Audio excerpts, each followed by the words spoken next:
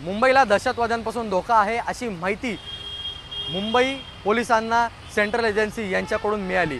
ही माहिती समजतात मुंबई पोलीस हे सतर्क झाले आहेत आणि मुंबई पोलीस यांनी आता याच पार्श्वभूमीवर कडेकोट बंदोबस्त करायला देखील सुरुवात केली आहे।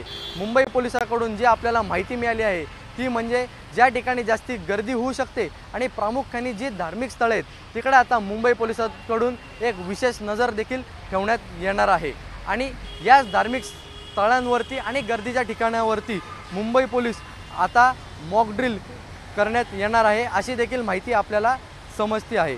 सर्व डीसीपींना त्यांच्या झोनमध्ये सुरक्षा व्यवस्थेवर विशेष लक्ष देण्यास सांगण्यात आले आहे।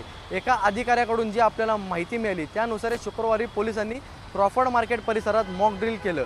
हा तो परिसर आहे जिकडे मोठी गर्दी होते आणि याच ठिकाणी दोन मोठी धार्मिक स्थळं देखील आहेत। आगामी काळामध्ये महाराष्ट्रामध्ये विधानसभा होऊ घातल्या आहेत। याच विधानसभाच्या अनुषंगाने मुंबई पोलीस हे आता सतर्क झाले आहेत आणि त्यातच आता दहशतवाद्यांकडून देखील मुंबईला धोका आहे। तर विधानसभेच्या पूर्वी कोणत्याही गोष्टी घडू नये ही बाब लक्षात घेताच आता मुंबई पोलीस यांनी मुंबई शहरामध्ये कडेकोट बंदोबस्त करण्यात सुरुवात केली आहे। कॅमेरामन अनिल पवार सोबत ईशान देशमुख, एबीपी माझा, मुंबई। एबीपी माझा, उघडा डोळे बघा नीट।